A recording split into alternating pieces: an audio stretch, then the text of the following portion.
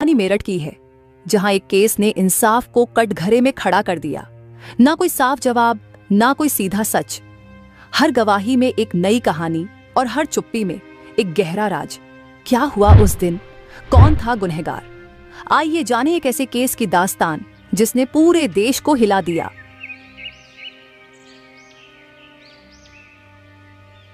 मेरठ शहर में सौरभ, मुस्कान और सौरभ की एक छोटी बेटी रहती थी।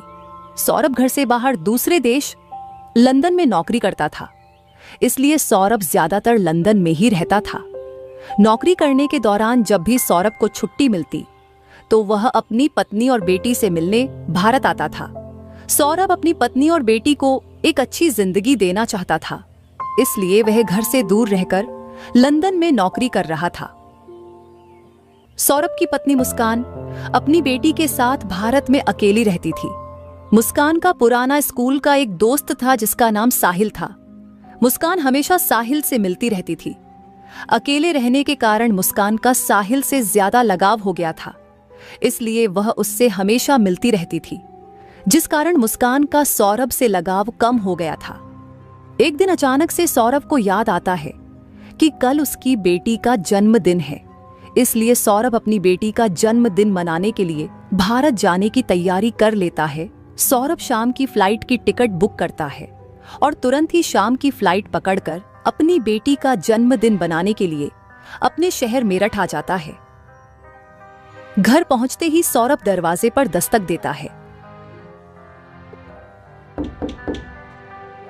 दरवाजे पर दस्तक होते ही सौरभ की पत्नी मुस्कान दरवाजे की तरफ जाती है और दरवाजे पर सौरभ को देखकर मुस्कान बोलती है, अरे सौरभ, तुम आखिर तुम आ ही गए। मैं तो तुम्हारे आने का कब से इंतजार कर रही थी और देखो तुम आ ही गए। मुस्कान, ये तुम कैसी बातें कर रही हो? आखिर मैं आता क्यों नहीं? कल मेरी प्यारी बेटी का जन्मदिन जो है, अपनी बेटी को मैं अपनी जान से ज्यादा प्यार करता हूँ। मैं उसके चेहरे पर उदासी नहीं देख सकता। अगर मैं उसके जन्मदिन पर नहीं आता तो वह बहुत ही उदास हो जाती, और मैं उसे उदास नहीं करना चाहता। कल उसका जन्मदिन जो है।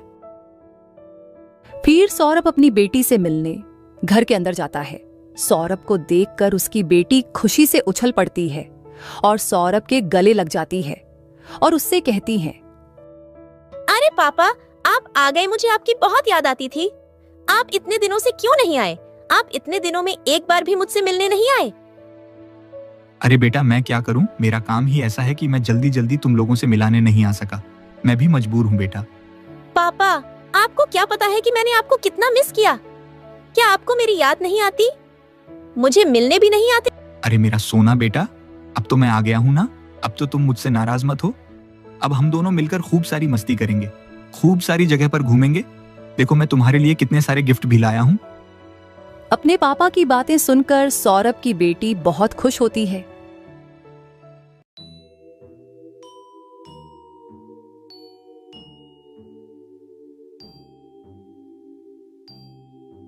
अरे आप दोनों बाप बेटी आते ही बातें करने लगे। आप इतने दूर से सफर करके आए हो, थक गए होंगे। तुम आराम करो, मैं तुम्हारे लिए पानी लेकर आती हूँ। हाँ मुस्कान, तुम ठीक ही कर रही हो। लंबे सफर के बाद मुझे थोड़ी थकान तो हो रही है। मैं थोड़ा आराम करूंगा तो ठीक हो जाऊंगा। मुस्कान सौरभ के लिए पानी लेने रसोई घर में चली जाती है। रसोई घर में जाने के बाद वह साहिल को फोन लगाती है।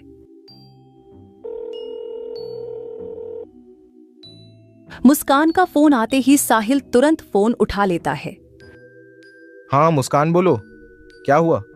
होगा क्या, सौरभ घर पर आ चुका है और उसे अब मैं ज्यादा नहीं झेल सकती। तो इसमें टेंशन वाली बात कौन सी है? यही समय तो सही है तुम्हारे और मेरे बीच के कांटे को हटाने का। जब तक ये कांटा हमारे रास्ते से नहीं हटेगा, हम दोनों एक नहीं हो पाएंगे। इसलिए इस कांटे को तो अब हटाना ही पड़ेगा। यही सही वक्त है। लेकिन साहिल, हम यह कैसे करेंगे? मुझे तो कुछ समझ में नहीं आ रहा है। मुझे बहुत टेंशन हो रही है। बस तुम उसे खाने में नींद की दवा मिलाकर दे देना। बाकी का काम आकर मैं संभाल लूंगा। ठीक है, मैं ऐसा ही करूंगी, मगर तुम जल्दी आ जाना। तभी पीछे से सौरभ की आवाज आती है। अरे क्या हुआ मुस्कान, तुम क्या कर रही हो? अभी तक तुम पानी लेकर नहीं आई? हाँ, अभी आती हूँ। मुस्कान जल्दी से साहिल का फोन काटती है और सौरभ के लिए पानी लेकर आती है।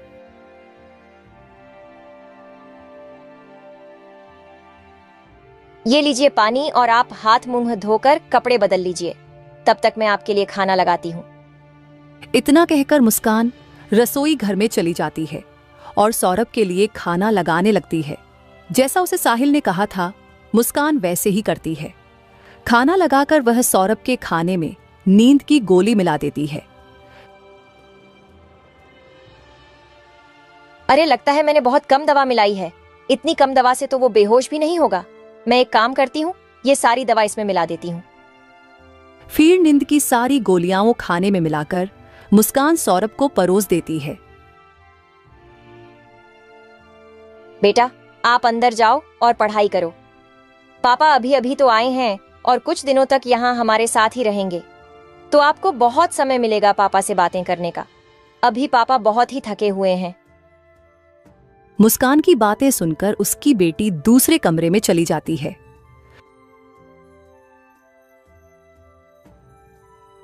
अरे वाह मुस्कान, तुमने तो सारा खाना मेरी पसंद का बनाया है।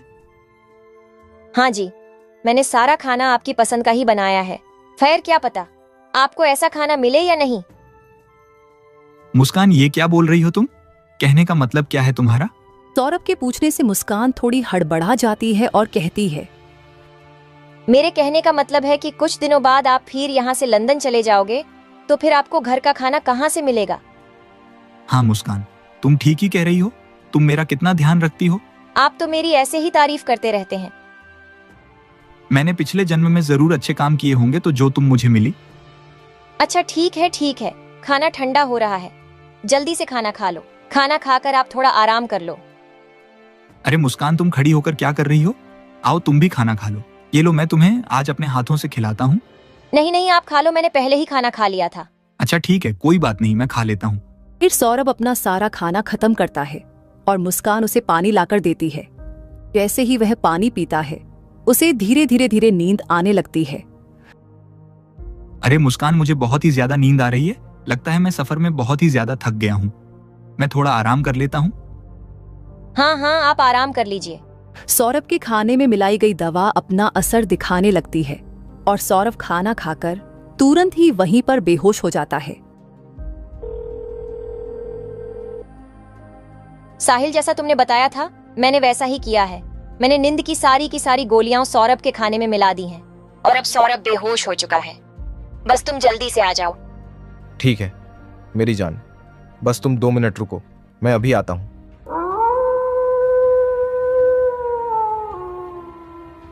थोड़ी देर बाद साहिल घर पर आ जाता है।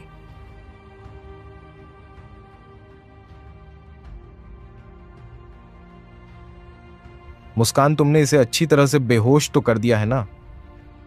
हाँ साहिल, मैंने इसे अच्छी तरह से बेहोश कर दिया है। इसके खाने में नींद की सारी गोलियां मिला दी हैं, जिसे इससे जल्दी होश ही नहीं आएगा। मगर तुमने इसे मारने का इंतजाम तो कर लिया है ना? हाँ मुस्कान, तुम चिंता मत करो, मैंने इसे मार के दफनाने तक का इंतजाम कर लिया है।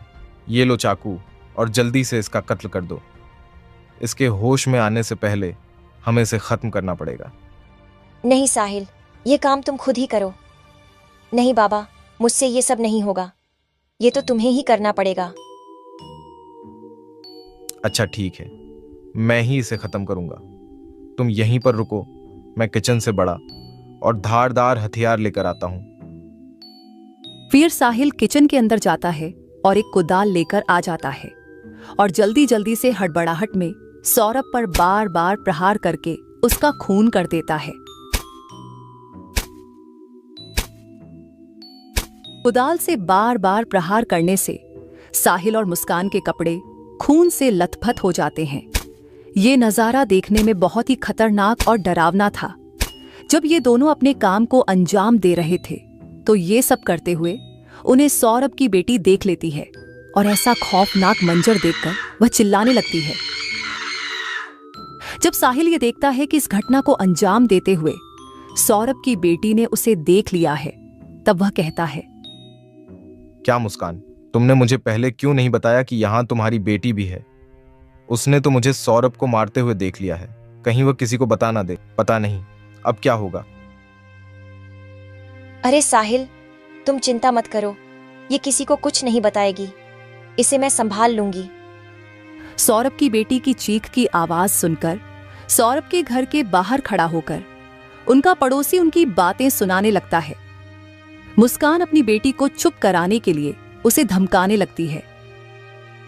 तुम्हें ये सब नहीं देखना चाहिए था, मगर जब तुमने ये सब देख ही लिया है तो अच्छी तरह से कान खोलकर सुन लो। अगर तुमने किसी को कुछ भी बताया तो तुम्हारा हाल भी तुम्हारे बाप की तरह ही होगा। खौफनाक मंजर देखकर सौरभ की बेटी पहले से ही बहुत डरी हुई थी और मुस्कान के कपड़ों को देखकर और भी डर जाती है और मुस्कान से डरते हुए बोलती है, माँ, मैं किसी को कुछ नहीं बोलूंगी, बस आप मुझे कुछ मत करना, आप मुझे छोड़ दो। बाहर खड़ा आदमी उनकी ये सारी बातें सुन रहा था। उनकी ये बातें सुनकर वह बहुत ही डर जाता है और डरकर वहां से भाग जाता है।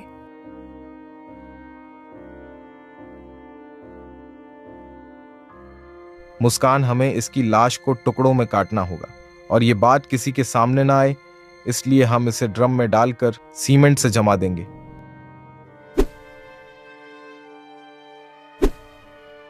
साहिल और मुस्कान सौरभ की लाश के छोटे छोटे 15 टुकड़े करके ड्रम में भर देते हैं और साहिल उसमें सीमेंट का घोल डालकर ऊपर से पैक कर देता है। सौरभ की बेटी यह सब देखकर रोने लगती है, मगर डर के कारण कुछ बोल नहीं पाती। मुस्कान, ये देखो, मैंने सौरभ की लाश के 15 टुकड़े करके उसे ड्रम में भर दिया है और ऊपर से सीमेंट से जमा दिया है। अब किसी को कुछ भी पता नहीं चलेगा, लोगों को तो इसकी भनक भी नहीं लगेगी। अब हम दोनों के बीच कोई भी कांटा नहीं है, हमने अपने बिच के कांटे को निकाल फेंका है। हाँ साहिल, तुम ठीक ही कर रहे हो। आज मैं बहुत खुश हूँ। इसी खुशी में हम पार्टी करेंगे और कहीं बाहर घूमने जाएंगे। ठीक है मुस्कान, मैं तुम्हें कल लेने आऊंगा। तुम तैयार रहना, हम कहीं बाहर घूमने जाएंगे। फिर साहिल वहां से भाग जाता है।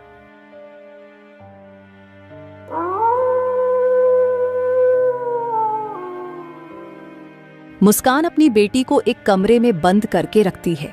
सौरभ के परिवार वाले उससे बात करने के लिए परेशान हो रहे थे। वह सौरभ को बार बार फोन कर रहे थे, मगर मुस्कान किसी को भी जवाब नहीं दे रही थी, बस उनको मेल से उल्टा सीधा जवाब दे रही थी। सौरभ के परिवार वालों को मुस्कान पर शक होने लगा था, क्योंकि ना ही वह सौरभ की बात उनसे करा रही थी और ना ही उनके कॉल का कोई जवाब दे रही थी।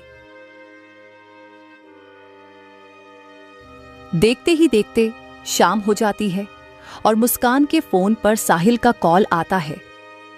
मुस्कान, तुम बाहर जाने के लिए तैयार हो ना? हमें जल्दी ही निकलना होगा, इसलिए तुम सारा सामान पैक करके रखना। मैं तुम्हें जल्दी ही लेने आता हूं।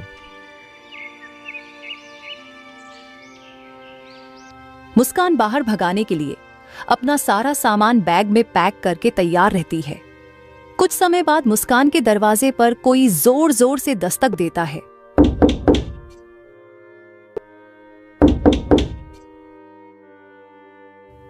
मुस्कान जैसे ही दरवाजा खोलकर घर के बाहर जाती है तो देखती है कि दरवाजे पर पुलिस गांव का आदमी और सौरभ के परिवार वाले खड़े थे। ये सब देखकर मुस्कान बहुत ही घबरा जाती है और डरते हुए सौरभ के परिवार वालों से पूछती है, आपने ये सब क्या ड्रामा लगा रखा है और मेरे घर पर पुलिस क्या कर रही है? ये सब तुम्हें अभी पता चल जाएगा। तुम हमारे साथ घर के अंदर चलो। फिर सभी लोग घर के अंदर जाते हैं और मुस्कान से पूछते हैं, सौरभ कहाँ है? मुझे नहीं पता सौरभ के बारे में आप मुझसे क्यों पूछ रहे हैं। मुझे लगता है वो कहीं बाहर गए होंगे। अगर सौरभ बाहर गया है तो तुम्हारे चेहरे पर इतना डर क्यों है? तुम्हें इतना पसीना क्यों आ रहा है?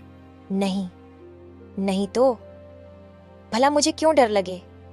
मैं क्यों डरूंगी? तभी पीछे से सौरभ की बेटी की रोने की आवाज आती है। मुझे बचाओ, बचाओ, क्या कोई बाहर है? मुझे बचा लो, मम्मी ने मुझे यहाँ बंद करके रखा है। ये आवाज सुनकर पुलिस सौरभ की बेटी को कमरा खोलकर उसे कमरे के अंदर से बाहर निकालती है। पुलिस देखती है कि वह बच्ची बहुत ही डरी हुई है और बहुत घबरा भी रही है और पुलिस उसे पूछती है, बेटा क्या हुआ? तुम इतना क्यों डर रही हो? और तुम्हें किसने कमरे में बंद करके रखा था? पुलिस अंकल, मेरी मम्मी और साहिल अंकल ने मेरे पापा को जान से मारकर और उनके 15 टुकड़े करके एक ड्रम में भरकर उन पर सीमेंट डालकर बंद कर दिया है। मेरे रोने पर इन्होंने मुझे धमकाया कि अगर मैंने ये बात किसी को बताई तो ये मुझे भी पापा की तरह ही मार देंगे। ये तुम क्या बोल रही हो? तुम पागल हो चुकी हो क्या? ये सब तुम पुलिस वाले अंकल को झूठ मूठ क्यों बोल रही हो? पागल ये नहीं, तुम हो चुकी हो, क्योंकि मैंने भी कल तुम्हारी बेटी के चीखने की आवाज सुनी थी और जब मैं दौड़कर तुम्हारे घर के पास आया तो तुम्हें देखा कि तुम इस बच्ची को धमका रही थी। तब मैंने ये बात सौरभ के परिवार वालों को बताई और पुलिस को भी यहाँ लेकर आया।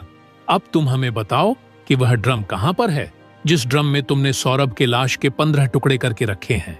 फिर मुस्कान पुलिस से डरती हुई उनको वह ड्रम दिखाती है जिसमें उसने सौरभ की लाश के 15 टुकड़े करके रखा था और उस ड्रम के ऊपर सीमेंट डाला हुआ था। पुलिस ने जब ड्रम के ऊपर से सीमेंट हटाया तो वह नजारा देखकर सभी लोगों के पैर तले जमीन पर खिसक गई। सौरभ के लाश के कई सारे छोटे छोटे टुकड़े उसके ड्रम में भरे हुए थे। ये देखकर सौरभ के परिवार वाले जोर जोर से रोने लगते हैं। अब तुम दोनों के सर से आशिकी का भूत मैं उतारूंगा। बुला अपने आशिक को, जल्दी बुला। फिर पुलिस के दबाव में मुस्कान साहिल को फोन लगाती है।